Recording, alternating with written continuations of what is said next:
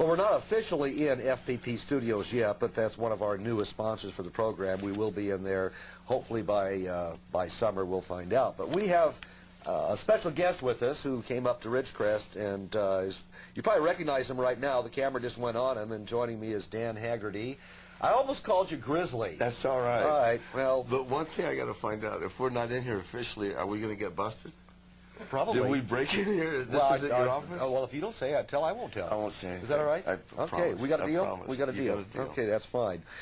Okay, Dan, you're, well, you're up here to do something rather special. Matter of fact, you just came down from Kernville. You were just up in Kernville scoping some sites out? It's ironic. I work with a friend of mine, Michael Dodds, and his family lives up here. And when Michael called me, he said, I have a studio up in Kernville, Ridgecrest area. Come on up and talk to me. So I told Michael Dodds about it, and he says, my family lives up there. And I said, you're kidding. And he said, maybe we should go up there and take a look at it.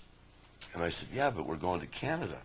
He said, no, you're outthinking me already. I said, no. I mean, we're going to take the movie from Canada and go up here. And I started thinking about it. I went, well, we're scouting locations for this new movie, and then all of a sudden we started thinking we could do this contemporary Grizzly Adams just as conveniently and maybe better up here instead of going up to Canada to do this new series. They got a concept where Grizzly Adams is wonderful. I'm getting ready on Monday to start a new Escape to Grizzly's Mountain.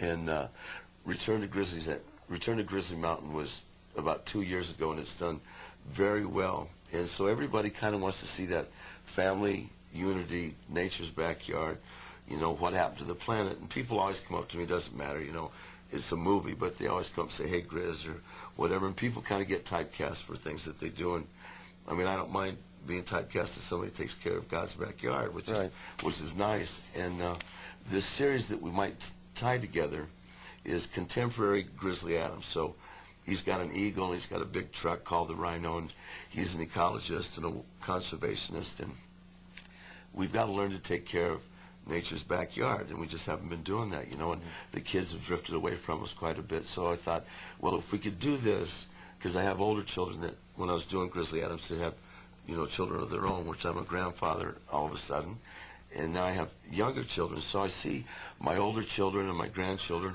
and my young children, and the different values and the needs that they have. And it's like we've lost a little touch of warmth and honesty, even though there's drugs and alcohol and going fast and flying here and being hip and everything. There's a lack of love that we got to grab a hold of again. And it's like when you walk out in nature's backyard, you just go, God, I love this. This is beautiful. And we got to keep it like that. It's like when you look at, you know, somebody in your family, you know, you love them. Somehow or another, we're not showing them enough. You know, we're kind of soiling our backyard. So if we can make people love one another, then the show would do what it's supposed to do, and that's get your mom and get off your family and your dad and tell them you love them. And even though the kids go, God, they just don't understand me, it's just that the parents are nervous, you know. And so if we can break that and let everybody start getting strong together again, it's like putting good grip to the ground. You know, you get traction, things get done.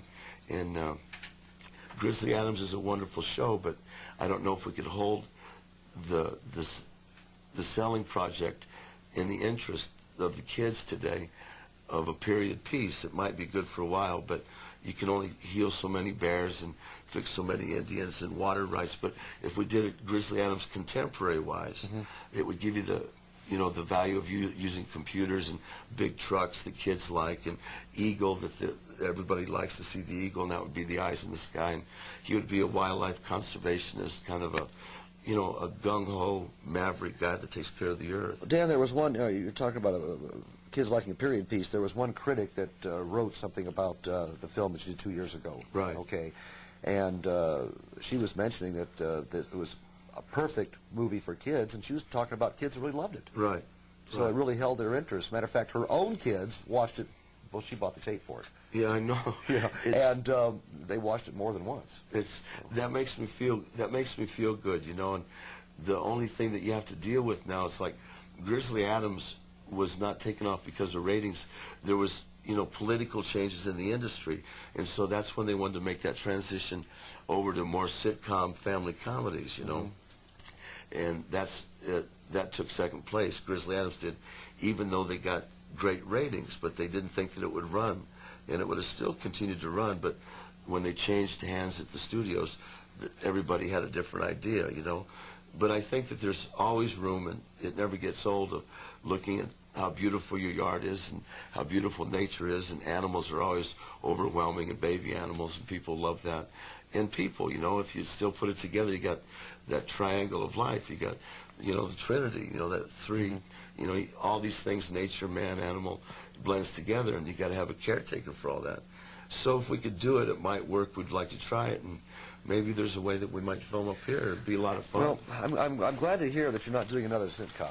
Oh, God. You're not doing it. I'm telling you what. Well, I you have know, you can personal opinion, Dan. I'm getting sick and tired of switching, playing channel roulette, and there's one after another after another. I don't even know the names of these I'll things get you anymore. some more TVs, get more channels. Just Yeah. like this. So, doggone me,